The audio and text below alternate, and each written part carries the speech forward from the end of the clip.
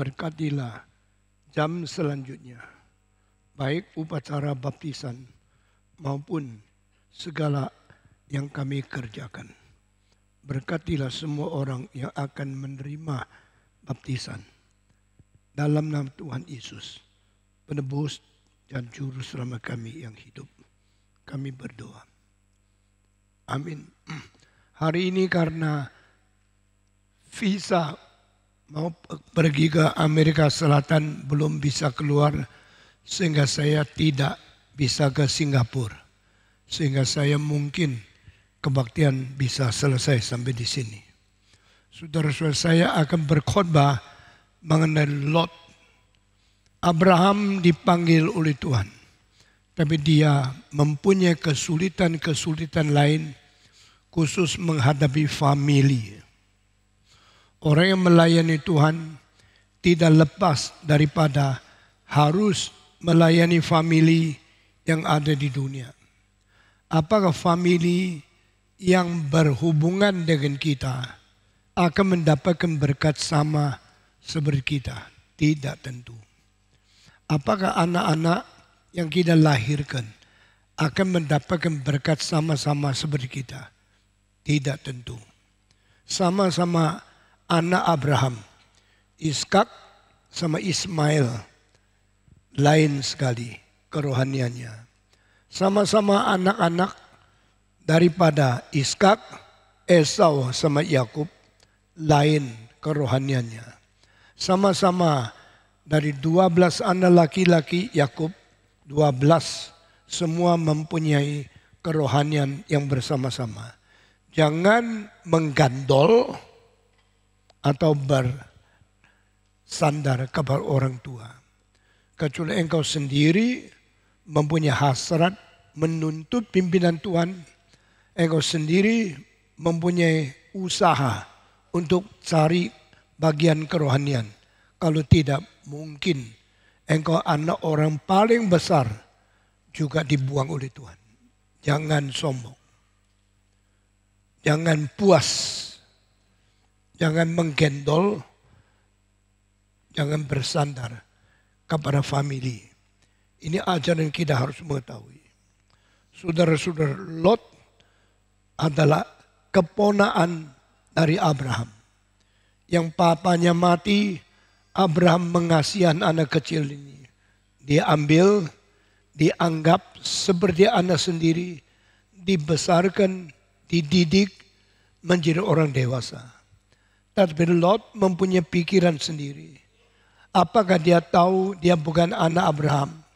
Atau dia masih sadar dia harus mempunyai perjuangan sendiri. Tapi arah perjuangannya sangat berbeda. Saya dengan gentar, dengan tidak habis-habis takut membaca kitab suci, mempersiapkan khotbah dan menghadapi saudara-saudara di sini. Satu hari orang hamba yang melayani domba-domba Abraham berkelahi dengan orang yang melayani domba-domba daripada Lot. Karena ponaan mempunyai usaha sendiri, makin lama makin besar, tidak mau kalah sama pamannya. Mungkin engkau sudah lulus S1, engkau sudah pintar universitas, engkau sudah lulus sekolah, engkau tidak mau kalah dagang sama papamu. Banyak anak muda mempunyai ambisi besar, mempunyai rencana agung, mempunyai hari depan yang tidak mau diganggu dan tidak mau dihambat oleh orang tuanya. Tidak ada salahnya, tetapi menghormati orang tua, menghargai mereka yang membesar engkau. Ini perintah Alkitab yang jangan dilanggar. Lot kurang memperhatikan atau dia tidak mempeduli perintah Tuhan seperti ini. Dia berani menghasut bawahannya supaya berkelahi sama bawahan daripada Abraham. Setelah itu Abraham sebagai orang tua Tidak banyak bicara, dia mau menemukan siapa dalangnya. Siapa yang mempengaruhi sampai bawahan ini bertikai. Abraham orang bijaksana luar biasa. Dia menemukan tidak mungkin anak buah sama ama buah berkelahi dengan begitu berani. Pasti ada dalangnya. Pasti ada penghasutnya. Dan dia anggap itu Lot. Maka Abraham mempunyai tebakan. Ada penglihatan yang sangat-sangat jitu. Saudara, seorang pemimpin yang paling penting penilaiannya, penglihatannya, mempunyai ketepatan dan mempunyai kebenaran. Saya sebagai pemimpin, saya harus lihat gereja ini beres tidak. Majelis-majelis motivasinya baik tidak. Pendeta-pendeta jujur tidak. Dan kalau saya lihat tidak tepat, mempersalahkan yang tidak salah, membenarkan yang tidak benar, gereja akan menjadi kacau balau. Saya bersyukur kepada Tuhan selama 35 tahun GRI dipelihara oleh Tuhan. Sehingga tidak mengalami gempa bumi, tidak mengalami angin taufan, tidak mengalami tsunami yang besar. Gereja ini tetap diberkati, tetap tentram, tetap sentosa, tetap damai di dalam pimpinan Tuhan. Apakah kalau saya sudah mati berubah? Saya tidak tahu. Saya sebagai manusia hanya bisa kerja sebaik pada saat masih hidup. Saya sebagai manusia yang terbatas hanya bisa dengan pikiran, kepintaran, bijaksana yang terbatas mengatur gereja ini. Tetapi saudara yang di bawah saya harus hati-hati. Jangan gampang menerima hasutan pemimpin yang tidak bertanggung jawab. Jangan menerima pendeta yang berambisi liar, tidak taat kepada pimpinan Roh Kudus. Saya pesan ini supaya semua dengan rendah hati taat pimpinan Tuhan. Saudara-saudara, setiap orang mempunyai motivasi yang berbeda.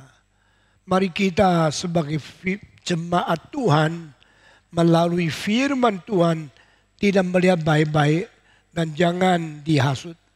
Jangan sembarang mengikuti ambisi liar. Karena ada yang ambisinya tidak sesuai dengan kerukunan, perdamaian yang diberikan oleh Tuhan. Akibatnya gereja gampang pecah. Gereja gampang berpartai-partai, saling bertikai, saling berkelahi. Seperti kasusnya Abraham. Abraham bicara sama Lot, engkau dan saya tidak boleh berkelahi. Sambawan saya juga tidak boleh berkelahi. Pesan ini penting, tapi pesan ini tidak gampang dicapai. Karena pesan seperti ini harus ada teladan daripada yang tua. Harus ada bijaksana daripada yang senior. Lalu Abraham ambil satu cara. Kalau engkau sudah dewasa, engkau sudah anggap diri hebat, besar, pintar, tidak perlu saya, tidak apa-apa. Saya sebagai orang tua rela mundur, rela mengalah. Saudara-saudara dengar kalimat di bawah ini. Sifat mengalah adalah salah satu teladan yang paling penting di dalam menjadi pemimpin. Dengar baik-baik.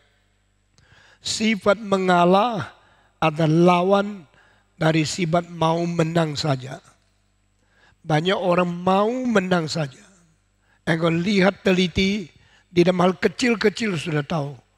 Orang mau mengenang, maunya tidak kalah, maunya merebut semua kuasa, kemuliaan, hak untuk menguntungkan diri. Orang itu selalu tidak disukai oleh bawahannya. Dengar kalimat ini. The one who always want to win, always want to get the profit, always want to conquer others, will not be accepted well by his follower. Pendeta begitu, majelis begitu, tua-tua begitu. Jangan cuma mau menang, mau profit, mau mengalahkan orang lain supaya engkau lebih hebat. Sifat seperti ini bikin engkau tidak ada kawan, tidak ada pengikut, tidak ada bawa yang menurut kamu. Saudara-saudara, menjadi pemimpin tidak gampang. Kadang-kadang saya pikir leadership itu dilahirkan atau dipelajari. Jangan kira leadership bisa dipelajari karena engkau sekolah tinggi. Engkau kalau sekolah S1, S2, S3 hanya untuk mau ingin mendapatkan leadership, tapi tidak ada pimpinan Tuhan, tidak ada berkat dan karunia dari Tuhan, engkau akan mimpi dan engkau akan gagal total. Dengan kalimat orang tua baik-baik, anyone who are so ambitious to be the leader but no blessing and no the example of Christ, engkau kalau tidak belajar dari Kristus, engkau mempunyai leadership hanya karena ambisi, pasti gagal.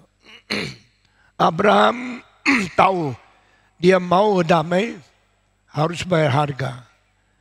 Harga yang dibayar itu sangat berat, sangat merugikan sendiri. Caranya apa? Dia biar pilih. Lot, saya kasih pilih ya. Di bawah ini tanah yang subur, tanah dataran, tanah yang boncos and fertile. Engkau kalau tanam di sini banyak hasilnya.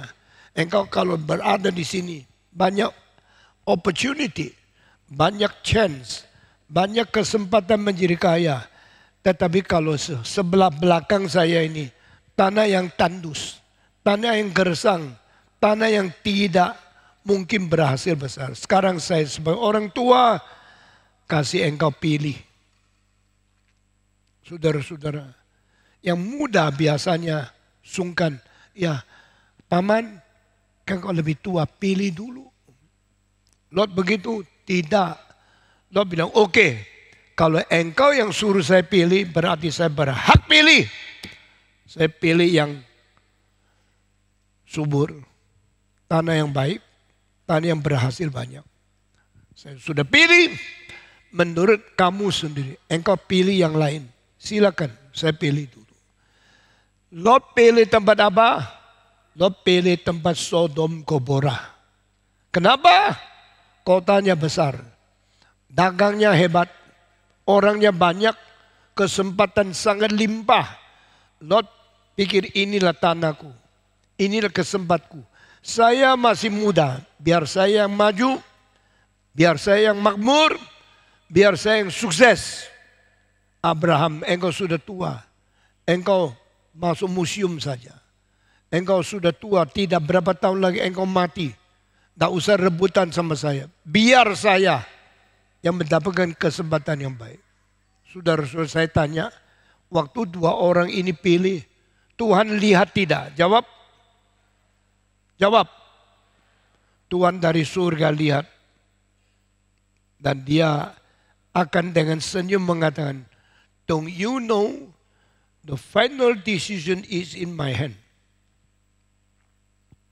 Akibat terakhir di dalam tangan saya. Bukan di dalam bijaksana, kebebasan, hak, privilege yang kau miliki. Banyak anak muda tidak ngerti hal ini. Pokoknya kalau saya bisa pilih yang paling cantik, yang paling indah, yang paling untung, saya dapat. Kamu orang tua tidak usah lah. Kamu pergi mati saja. Karena kau sudah tua, mau rebut apa sama saya? Tahu tidak ini zamannya saya. Saudara-saudara, Tuhan itu Tuhan yang adil. Dan di surga dia tidak bicara banyak-banyak, tapi dia melihat dengan jelas. Saudara-saudara, kadang-kadang dari cara bagi barang, cara makan saja, engkau sudah lihat orang itu egois atau tidak. Kalau seorang di dalam bagi buah-buah, yang manis diambil sendiri, yang kurang enak kasih orang lain, sudah tahu Tuhan tidak mungkin berkati orang ini. Dia makan ayam yang besar, daging yang paling enak ambil sendiri. Yang jelek-jelek kasihkan orang-orang lain. Sudah tahu orang ini tidak akan diberkati oleh Tuhan. Pokoknya yang mau menang, mau rebut kuasa, yang mau keuntungan, itu orang tidak akan diberkati oleh Tuhan. Jangan lupa kalimat ini ya. Kau pemuda-pemudi, jangan kira kau lebih sehat, lebih muda. Kau harus cari segala keuntungan untuk sendiri. Karena ada yang lebih tinggi melihat dari belakang dan berkata, don't you know, blessed are those who are merciful. Barang siapa yang penuh dengan kemurahan, orang itu akan memperoleh seluruh tanah karena saya memberkati dia. Saudara-saudara, engkau lihat kitab suci dengan teliti. Saya bicara khotbah khususnya hari ini. Saya cari banyak orang tua yang menjadi majelis. Saya tanya mereka semua jawab salah. Saudara-saudara, karena mereka tidak lihat jelas Alkitab. Saya paling takut pendeta-pendeta berani tafsirkan Alkitab, tapi tafsirnya tidak jelas, tafsirnya tidak tepat, langsung memberikan pendapat dia yang dangkal dan menyesatkan jemaat. Saudara-saudara, sekarang saya tanya, ribuan orang di sini, saya tanya satu pertanyaan. Abraham seorang benar, iya atau tidak? Jawab. Abraham orang benar, kenapa dia benar? Kenapa Abraham disebut orang benar? Siapa yang jawab?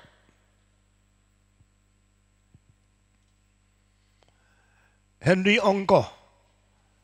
Abraham orang benar, kenapa? Dia bilang apa? Beriman kepada Tuhan. Kalimat yang betul. Karena dia beriman kepada Tuhan, maka Tuhan jadikan dia atau hitung dia sebagai orang benar. Saya tanya lagi, Lot orang benar tidak? Jawab. Yang mengatakan Lot tidak benar, coba angkat tangan. Tidak ada ya, jadi benar ya. Saya tanya lagi. Yang merasa Lot benar, coba angkat tangan. 1, 2, ada lagi 3. Lot orang benar menurut tafsiranmu atau menurut tafsiran siapa? Engkau tak bisa duduk gini enak-enak. Saya kasih ujian loh. Kalau ujian dah lulus jangan jadi anggota saya. Saya tanya, Lot orang benar tidak? Jawab. Lot orang benar tidak? Benar.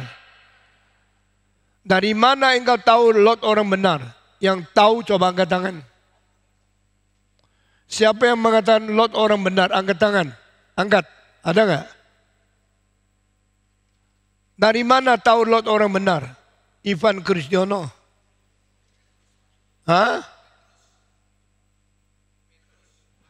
Dari 2 Petrus pasal berapa? Dia jawab benar. Saya kadang-kadang tanya engkau tidak bisa jawab, saya tanya pendeta. Kalau pendeta tetap tidak bisa jawab, saya kecewa sama gereja ini. Tapi umumnya anggota tidak bisa menjawab. Petrus, 2 Petrus mengatakan Lot orang benar. Dari mana Alkitab mengatakan Lot orang benar? Petrus mengatakan karena dia hatinya selalu sedih melihat orang-orang Sodom yang hidupnya tidak suci. Dia melihat orang Sodom berzina, homoseks. Orang Sodom tidak takut sama Tuhan. Lot hatinya sedih. Saudara-saudara, saya tanya lagi. Dia pindah ke Sodom, tapi dia rasa Sodom tidak bagus. Dia menjadi anggota daripada kota Sodom, tapi dia sedih karena kesalahan Sodom. Bukankah Lot hidup di dalam keadaan yang sangat-sangat kontroversial? Menjadi anggota, menjadi warga negara Sodom, tapi menjadi orang yang sedih di dalam Sodom. Inilah hidup orang Kristen. Orang Kristen hidup di Jakarta. Orang Kristen sedih karena Jakarta dosanya besar. Tetapi sebagai orang Kristen, engkau tetap hidup di Jakarta. Sambil hidup di Jakarta, sambil sedih hatinya melihat Jakarta begitu banyak dosa. Lalu saya mau tanya, sesudah konflik ini terjadi, as a Christian, you are so sad, you grieve because of your city is so wicked. As a Christian, you tetap harus tinggal di Jakarta karena surga belum tempat untuk kamu. Lalu di dalam konflik ini apa yang kau lakukan? Saya merangsang engkau memikirkan. Sebagai orang Kristen, engkau suka, engkau cinta, engkau ngerti kesucian. Saya tanya, Lot mempunyai konsep kesucian, konsep ibadah, konsep menjadi orang benar karena dia adalah keponaan Abraham. Saudara mempunyai konsep suci, konsep adil, konsep benar karena engkau dididik di dalam gereja Reform Injili. Jadi engkau mempunyai pendeta yang mendidik kamu. Seperti Lot mempunyai taman yang mendidik dia. Engkau mempunyai contoh teladan orang Kristen yang baik di dalam gereja. Seperti Abraham menjadi teladan yang baik bagi Lot. Jadi Lot sambil mendapat pendidikan Kristen. Lot sambil mengerti apa itu kebenaran, keadilan, kesucian. Lot mengetahui standar kekristenan. Tapi Lot hidup di tengah dunia yang tidak ada standar.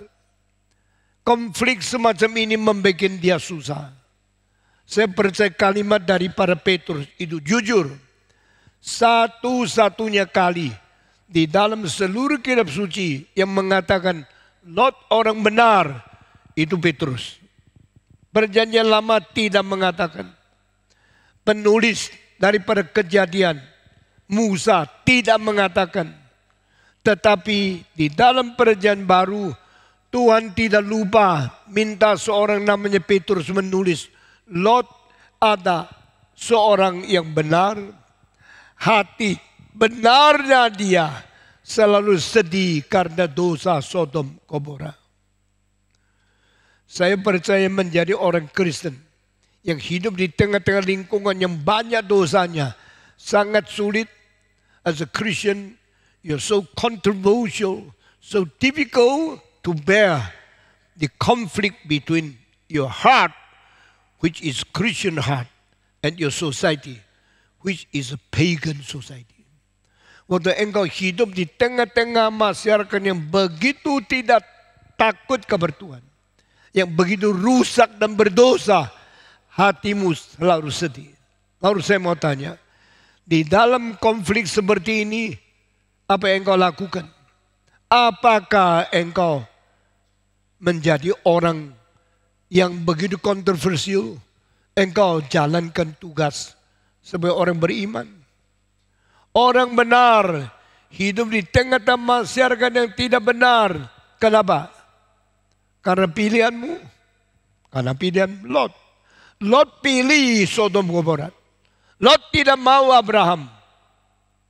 Dan waktu dia hidup di tengah-tengah Sodom dan Gomora, dia mempunyai tugas. Orang suci bersaksi kepada orang tidak suci. Nah, ini tugasnya. This is the purpose and this is the reason why righteous men are living among the unrighteous. Kenapa orang suci harus hidup di tengah-tengah orang tidak suci? Kenapa orang benar harus hidup di tengah masyarakat yang tidak benar? Supaya engkau bersaksi bagi Tuhan. Saya mau tanya, benarkah Tuhan ingin kita bersaksi untuk Dia di tengah-tengah masyarakat yang tidak suci, tidak benar? Iya. That is God's calling. Any Christian should be the witness of God among the ungodly men. Di tengah-tengah orang yang tidak cinta Tuhan, orang LGBTQ, Orang yang hidupnya sengsara tapi tetap berdosa, engkau harus bersaksi. Sekarang saya tanya pertanyaan kedua, Lot bersaksi tidak? Sebagai orang benar, hatinya sedih. Dia melihat orang Sodom Gomora berdosa, dia susah.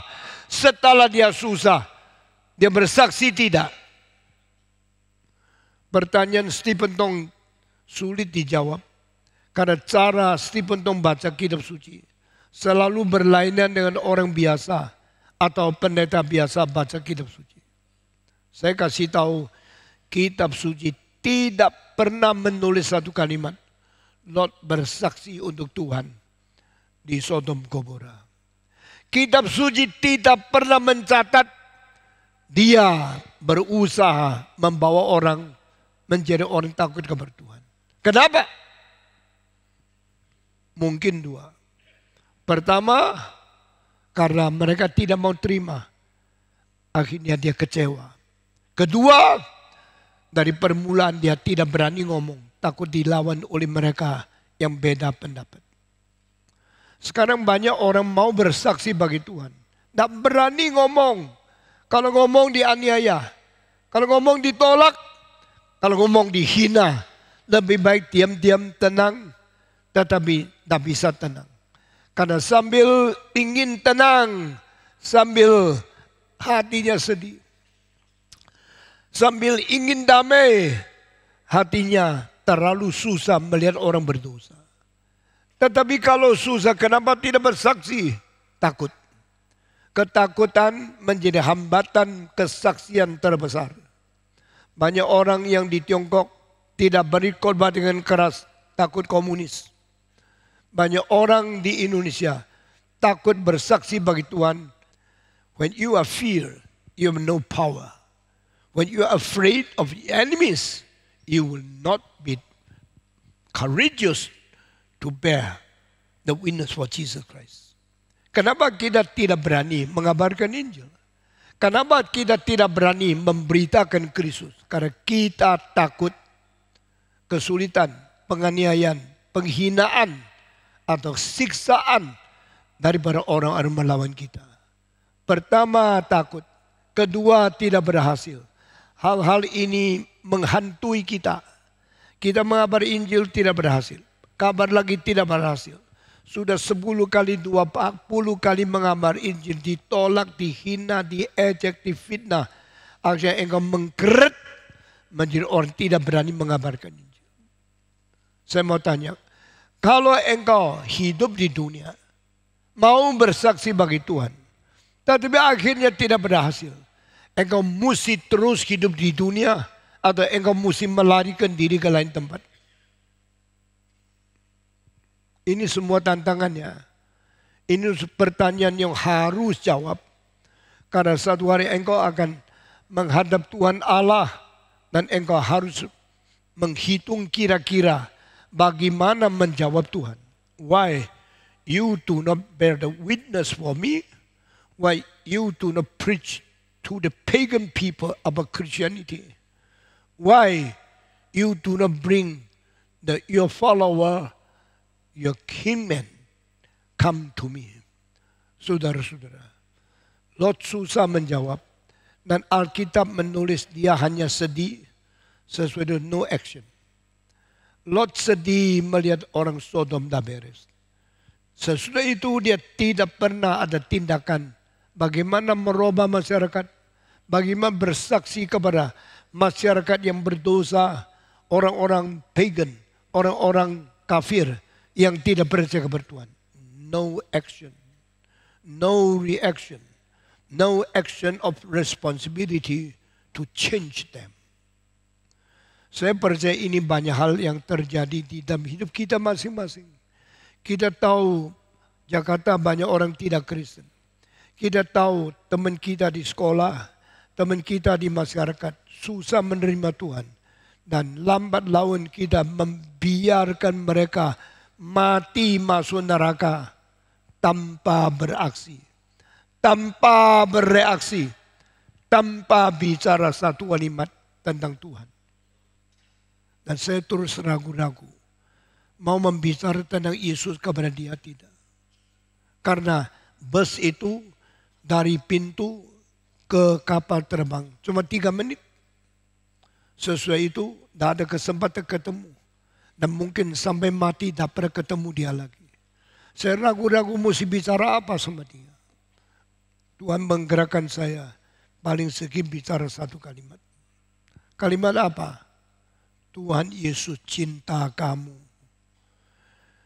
Pinggirnya ada mamanya, ada orang lain, banyak orang di situ. Saya cuma di pinggir anak muda ini. Sebelum sampai di pintu, saya sudah tahu waktu habis. Saya bicara, saya pesan satu kalimat, ya anak, Tuhan Yesus cinta kamu. Bagaimanapun ingat seumur hidup. Tuhan Yesus cinta kamu. Dia lihat saya, dia sopan, anggukan kepala, senyum-senyum. Saya bilang, jangan lupa ya, seumur hidup Tuhan Yesus cinta kamu. Lalu bye-bye, pisah. Saya lihat dia pergi. Tak tahu kapan ketemu lagi. Mungkin seumur hidup tidak ketemu. Mungkin sampai kekal tidak ketemu. Itu kesempatan satu. Saya hanya sampaikan satu kalimat.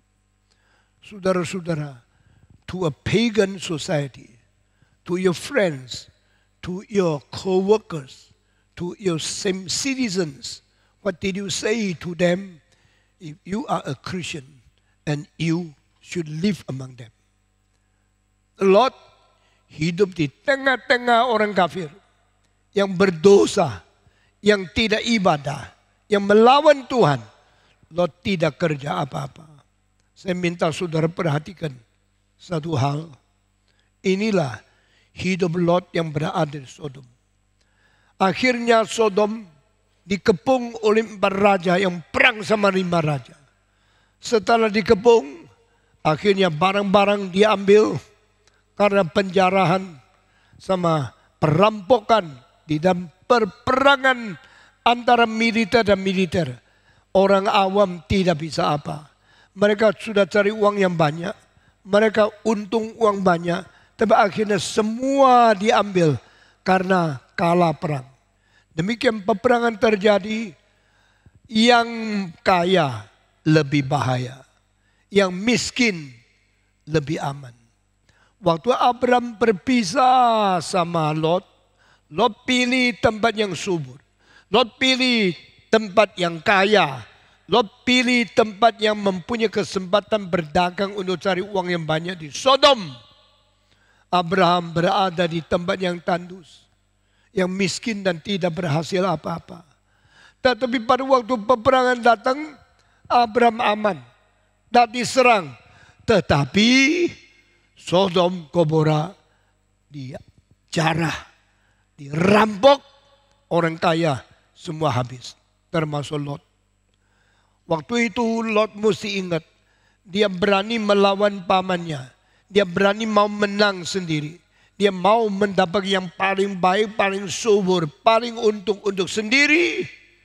Akhirnya kosong belaka. Saudara-saudara jangan sombong, engkau pintar cari uang, engkau sudah kaya, engkau ambil kesempatan semua yang paling baik untuk dirimu sendiri. Tapi akhirnya tak tentu dipelihara oleh Tuhan. Sesudah itu Abraham dengar anaknya ditawan. Abraham dengar Sodom Gomora kalah. Abraham dengar anaknya di dalam orang yang kalah ditawan. Apa Abraham bilang? Puji Tuhan, kurang ajar sama saya. Sekarang kapok lu. Tuhan sudah membalas dendam untuk memberitahu kepada engkau pengajaran. Engkau anak muda kurang menghormati orang tua. Tidak. Abraham hatinya begitu baik. Abraham berkata, cilaka. Kalau ponakan saya ditangkap, saya sebagai orang tua harus saya menolong dia. Abraham berkata, mari kita pergi perang. Untuk merebut dia keluar. Abraham mengalami kebahayaan. Abraham berani mengalami kesulitan demi menolong keponakan yang kurang ajar sama dia. Saudara-saudara, ini pengajaran yang besar sekali. Sebagai orang tua, jangan ingat kesulitan, kesalahan anak-anak muda. Jangan karena anak muda perang kalah, akhirnya ditawan, engkau menjadi bersyukur kepada Tuhan. Tolonglah dia, bagaimanapun dia ada tulang dagingmu, dia ada kerabatmu. Pergi cari, kalau dia masih bisa ditawan kembali. Pergi cari, kalau dia masih belum mati.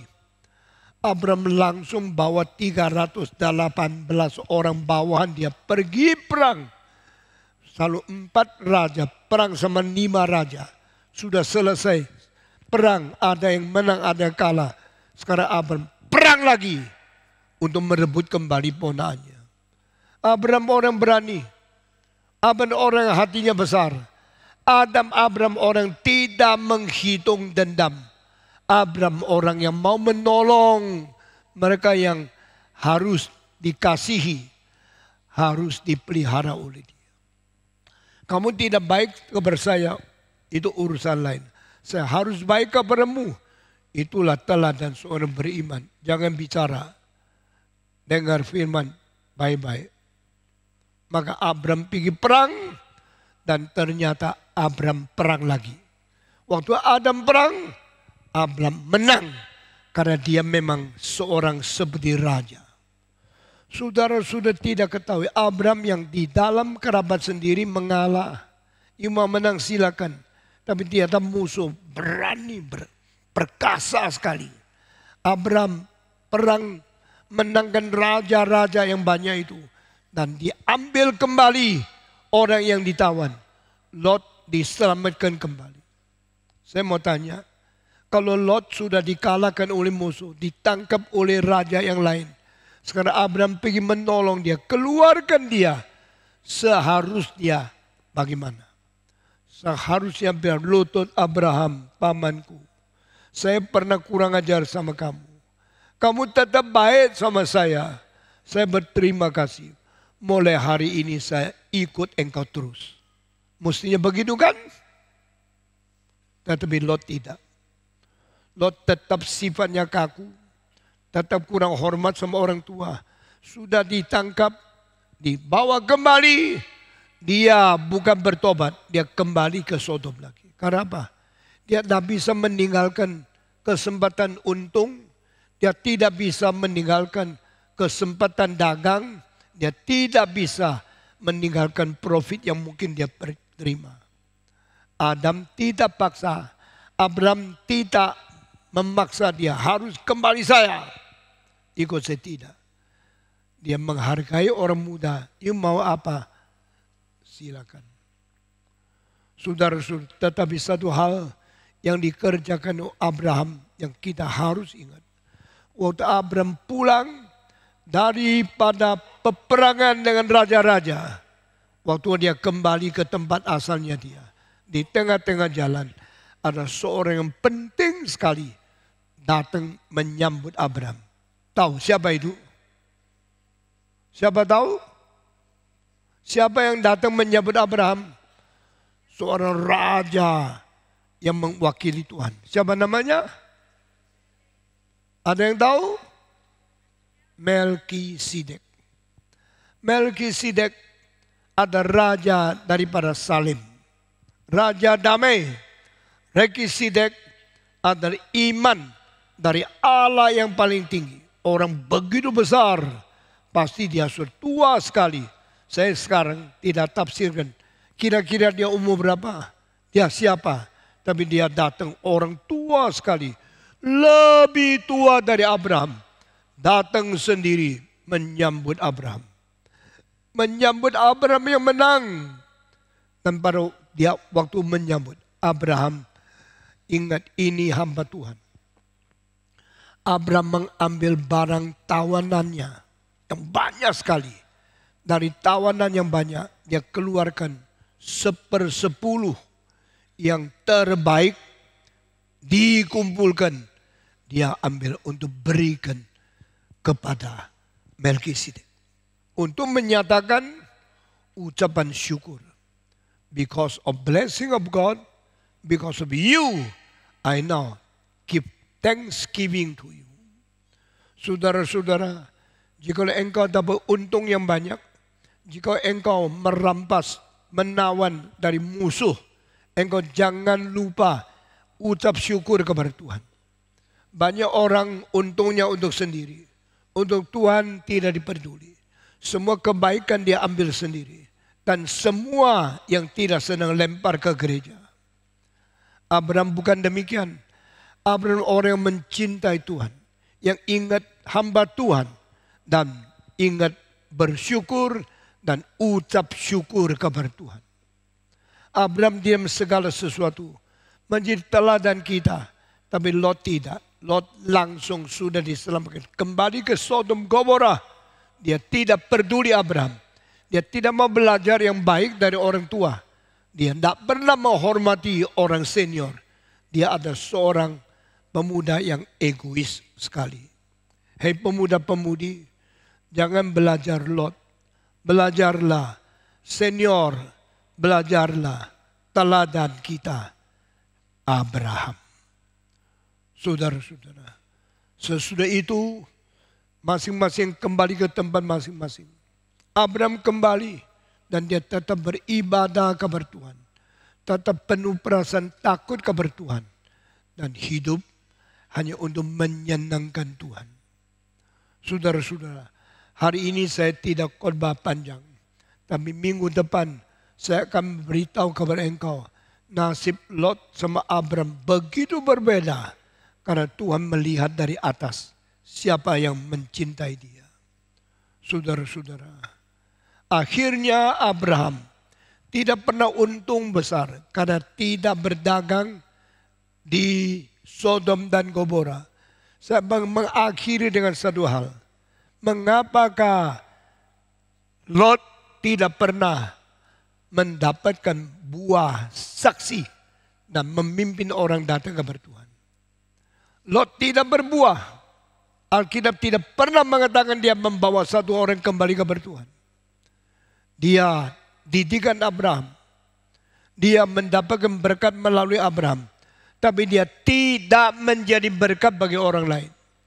Di dalam sejarah sampai hari ini, 3 macam orang menganggap mereka diberkati melalui Abraham. Pertama, orang Arab dan Islam. Kedua, orang Yahudi, Israel. Ketiga, orang Kristen. Alkitab berkata, engkau akan menjadi bapak dari banyak negara. Sekarang orang Saudi Arabia percaya mereka keturunan Abraham. Orang Emirat percaya mereka keturunan Abraham. Orang Oman percaya mereka keturunan Abraham. Orang dari Syria, orang dari Timur Tengah, banyak orang mendapatkan berkat karena mereka dapat berkat melalui Abraham. Karena apa? Kebanyakan mereka anak-anak keturunan dari Ismail. Mereka menghitung Abraham sebagai bapak. Karena mereka kira mereka keturunan Ismail. Maka mereka sudah dapat berkat dari Tuhan yang bernubuat di dalam Alkitab. Ismail pun akan menjadi negara yang besar. Sekarang saya tanya, sudah tahu tidak di dunia 10-20 tahun terakhir bangun banyak mall yang besar. Indonesia ada mall Kelapa Daging. Indonesia ada mall Pondok Indah. Indonesia ada mall juga di MOI, Mall Indonesia. Jakarta banyak mall. Saudara tahu tidak mall terbesar di dunia di mana? Siapa yang tahu coba katakan? Wah, kita punya anggota pengetahuannya sangat kurang sekali. Siapa tahu mall terbesar dunia di mana? Yang tahu coba angkat tangan. Yang atas. Tahu tidak mall terbesar di dunia di mana? Di dunia. Ada yang angkat tangan? Coba. Nggak ada yang tahu ya? Saya tanya, Ivan tahu enggak? Enggak tahu. Ya, ini siapa ini? Engkau tahu enggak? Hah? Di mana? Irak. Iran. Dia betul. Mall terbesar di dunia di Iran, Teheran. Tahu berapa besar? You tahu enggak berapa besar? 2 juta meter. Kemayoran seluruh tanah cuma 14.000 meter. Tapi mall di Iran, sekarang lihat di sini. 2 juta meter. Lebih besar dari Chicago, New York, Paris, London. Seluruh dunia paling besar. Setelah ini bersama, kedua, ketiga, keempat, kelima. Banyak di Arab. Banyak di orang Iran. Dan orang Muslim. Lalu kelima, keenam baru di Tokyo. Baru di Tiongkok. Baru di Bangkok. Ke-10 di Amerika. Sekarang Barat sudah luntur. Sudah mundur. Sudah kalah jauh. Yang paling besar di tempat Arab. Itu janji dari Tuhan. Saya bikin anak-anak Ibrahim negara besar. Mereka mendapat berkat? Iya. Berkat siapa? Berkat Abraham. Mereka semua mengaku mereka anak Abraham. Tapi saya mau tanya, mereka dapat berkat apa? Berkat minyak, berkat uang, berkat kekayaan, berkat dagang, berkat dolar, tetapi bukan berkat rohani. Bukan berkat iman Kristen. Bukan berkat menjadi anak-anak Tuhan melalui Yesus Kristus.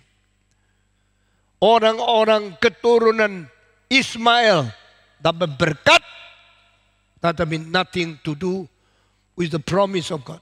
Bukan karena janji Tuhan.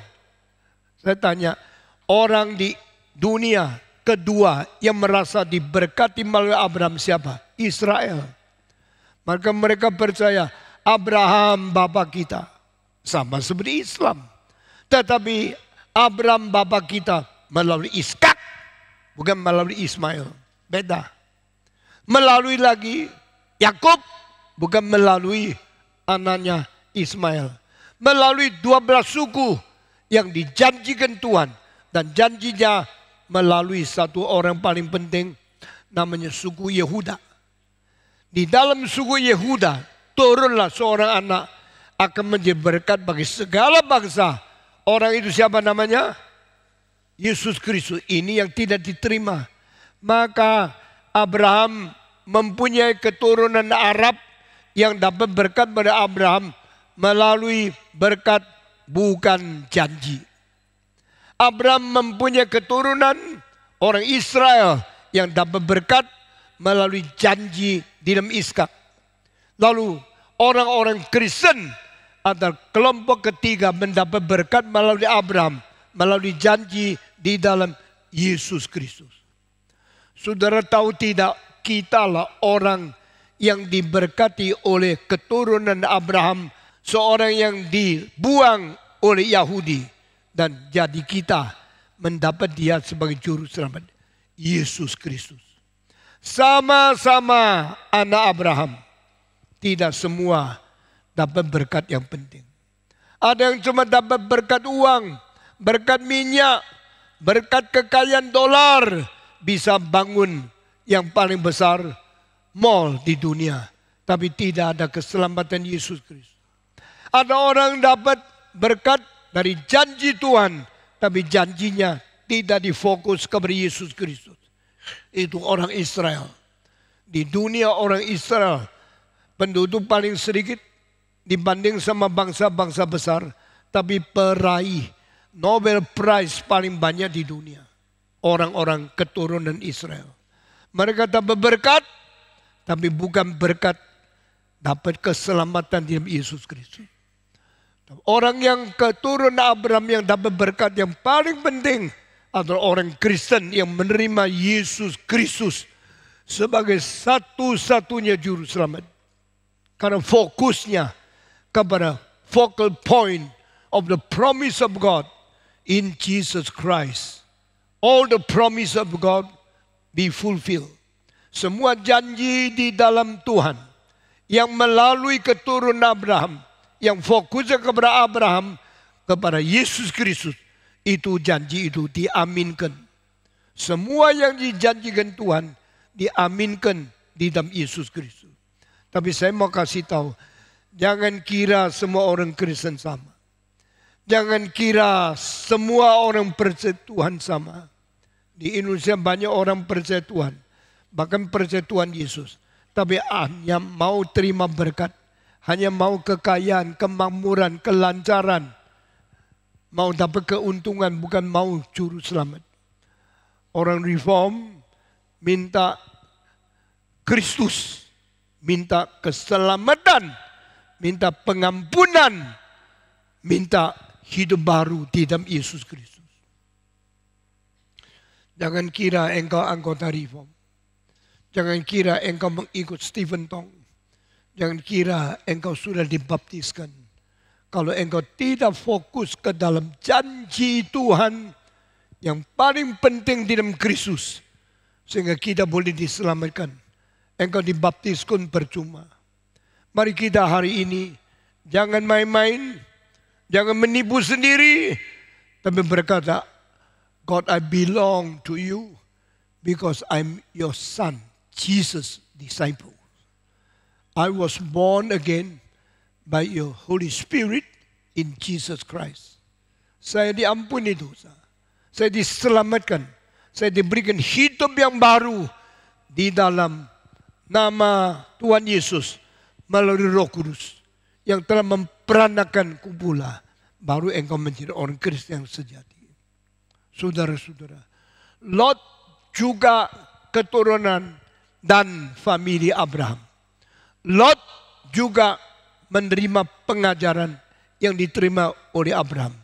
Tapi Lot akhirnya menjadi saksi tidak berhasil. Dia hidup di Sodom tidak berbuah. Dia tidak membawa satu orang menjadi orang Kristen. Karena apa? Sekarang dengar kalimat dari bagian terakhir. Kenapa Lot pilih Sodom Gomora, tidak ikut Abraham sampai mati? Karena Lot mau cepat kaya. Sekarang banyak orang Kristen, bahkan Kristen di reform pun mau cepat kaya, cepat kaya, cepat kaya. Dan lupa janji Tuhan. Lupa taat kepada Tuhan.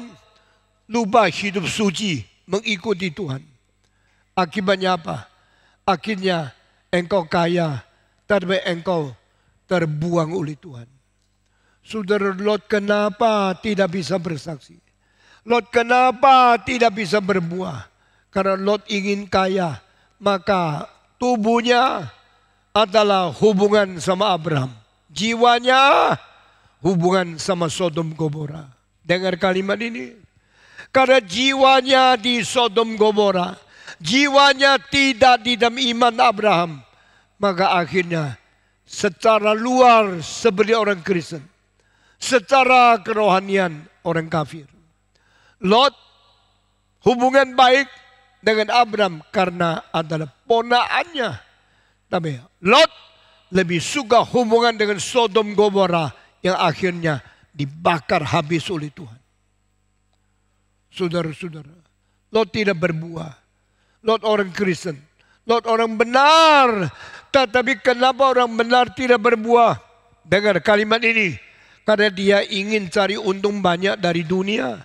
Maka dia tidak mungkin berbuah di dalam dunia. Dengar sekali lagi. He want to get the most profit from the world. And he fail to bear fruit in the world. Banyak orang Kristen cari untung sebanyak-banyak di dunia. Lalu minggu ke gereja menjadi anggota GRI. Saya di dunia kayak raja. Saya untung duit sebanyak dari dunia. Lalu kalau bisa saya di gereja dipilih jadi ketua majelis. Banyak orang kaya masuk gereja dipilih jadi ketua majelis. Tapi bukan di gereja Reform Injil Indonesia. Di gereja Reform Injil Indonesia, orang paling kaya dipilih selalu tidak jadi. Karena engkau tidak kepilih. Orang tidak lihat kerohanianmu. Orang tidak melihat pelayananmu. Sehingga akhirnya engkau luput. Saudara-saudara. Saya mau tanya Lot. Kenapa tidak berbuah? Sama seperti banyak orang Kristen yang kaya. Kenapa tidak berbuah? Mereka juga ingin berbuah. Banyak orang kaya berani dirikan gereja. Banyak orang kaya ingin melayani Tuhan. Ingin mengajar orang lain. Ingin mengaku reform. Tapi tidak berbuah karena apa? sambil cari untung uang sebanyak mungkin dari dunia, sambil mengabar Injil kepada dunia supaya dunia jadi Kristen. Orang dunia mau dengar kesaktian mereka? Tidak. Kenapa? Karena mereka melihat, you cari uang pintar. Karena you pakai cara bohong. You pakai cara yang sangat rakus. You pakai cara yang penyelewengan. You pakai cara tipu muslihat. Engkau pakai cara curang. Engkau mendapat uang banyak. Engkau menjadi orang kaya. Sambil curi uang dengan secara tidak jujur. Sambil mengamal Injil kepada dunia. Tidak laku. Saya mengatakan ini sangat sedih. Karena saya tahu inilah situasi. Kenapa banyak orang reform tidak bisa berbuah. Karena mereka telah melakukan kejahatan. Seperti orang tidak Kristen. Sudah melakukan pencurangan, pencurian, ketidakjujuran di dalam dagang. Sudah untung uang banyak. Lalu mereka mari menjadi orang Kristen. Mereka tidak diterima. Mereka kesaksiannya tidak laku. Karena banyak orang di sekitar mereka bilang, betulkah saya juga jadi Kristen? Kalau saya jadi Kristen, bukankah saya harus belajar engkau tipu, engkau curang, engkau bohong, engkau dagang lebih jahat dari orang tak Kristen. Lalu saya mau ikut menjadi Kristen seperti kamu. I will not follow you. I will not baptize. I will not become a Christian. Because you are not a good example for me. Saudara, itulah sebabnya Stephen Tong ambil keputusan. Saya tidak ikut dagang. Saya tidak mau kaya. Saya kasih tahu ada company yang besar. Sengaja datang kepada saya. Silakan patung tanda tangan. Saya tanya, tanda tangan apa? Apa urusannya saya mesti tanda tangan? Kami akan masukkan nama Stephen Tong ke dalam usaha kami. Kami memberikan 2% menjadi saham Stephen Tong. Kami lihat Stephen Tong kerja berat. Stephen Tong seumur hidup miskin. Jadi pendeta. Kami untung besar. Kami tidak tega melihat hamba Tuhan begitu miskin. Kami minta dari seluruh yayasan kami setuju Stephen Tong dapat 2% saham dari perusahaan yang besar. Saya tanya saudara anggota di sini, Stephen Tong harus ikut tidak? Jawab. Boleh ikut tidak? Dapat saham 2% dari perusahaan besar. Stephen Tong harus ikut tidak? Jawab. Jawab. Saya bilang, no. Tolong tarik kembali. Jangan masukkan nama saya. Saya tidak ada hubungan sama dagang. Saya tidak hubungan sama usaha yang cari uang. Saya tidak ada bagian di dalam untung uang 2% dari company kamu. Ambil kembali. Saya tolak. Saya suruh mereka bawa pulang. Saya tidak izinkan mereka cantumkan nama saya di dalam. Saya tidak mau 1%. Bahkan 90% kasih saya pun. Saya tidak mau. Sampai hari ini usaha itu tidak ada nama saya. Tanahnya banyak. Uangnya banyak. No portion for Stephen Tong. Saya tidak ada bagian. Sekarang saya kasih tahu terus terang. Usaha itu sekarang merosot. Bahkan pemilik yang paling penting sekarang sudah meninggal dunia. Saya lebih tidak sehat dari dia. Tapi saya sekarang lebih tua dari dia. Dia sudah mati ya, saya lebih tua. Dia tidak bisa tua lagi kok. Dia berhenti di situ, saya tua terus. Sekarang saya sudah 84. Tetap tidak ada saham, tetap tidak kaya, tetap seorang hamba Tuhan, tapi saya puas karena my God is my portion. Amin. Tuhan itulah milikku, Tuhan itulah sahamku, dan apa yang saya kerjakan terus diberkati oleh Tuhan sampai sekarang. Saudara naik kapal terbang enggak? Sudah naik Lion, sudah naik Batik, pernah naik kapal terbang Batik, coba angkat tangan. Yang pernah naik Batik atau Lion, coba angkat tangan. Kapal terbang yang kamu pakai satu biji 120 juta dolar Amerika. Itu satu kapal terbang, begitu kecil, sudah lebih mahal dari seluruh CIT. Bagi saya, uang bagi Tuhan kecil, bagi manusia besar. Tapi kita bukan sandar kepada manusia, kita bersandar kepada Tuhan. Maka saya tidak usah rebut, tidak usah rebut Sodom Gomora. Meskipun subur, meskipun kota besar, meskipun boleh kaya di dalam, aku tidak mau. Saya punya saham di Tuhan. Saya ikut Abraham, beriman kepada Tuhan. Mengapa Lot tidak berbuah di Sodom? Karena dia sambil pakai cara yang curang berdagang menjadi kaya, sambil mengabari Injil, seorang bertobat. Tidak ada orang mau terima. Saudara-saudara, biar kita menjadi orang Kristen yang biasa, tidak kaya, tapi menjadi orang Kristen yang diperkenan oleh Tuhan. Amin. Saya akan khotbah sampai di sini saja. Kiranya pengajaran-pengajaran yang penting yang kita terima dari kitab suci mendidik kami, memberi pengawasan kepada kami menjadi orang Kristen yang baik sampai berjumpa dengan Tuhan. Mari kita tunduk kepala. Saya minta pendeta Ivan Kristiono naik ke atas, berdoa menutup khotbah ini. Mari kita semua tunduk kepala. Mari kita semua berdoa di hadapan Tuhan. Bapa dalam surga, kiranya silau dari dunia ini tidak membuat mata hati kami tertarik, melainkan kami belajar seperti Abraham, di tengah-tengah di mana kami berada, kami terus membangun mezbah dan mempermuliakan nama Tuhan. Amin. Biarlah Tuhan membuat mulut kami tidak tertutup, tetapi senantiasa boleh terbuka untuk bersaksi memuliakan nama Tuhan. Terima kasih untuk firman yang menegur kami pada hari ini. Dalam nama Tuhan Yesus kami berdoa. Amin. Amin.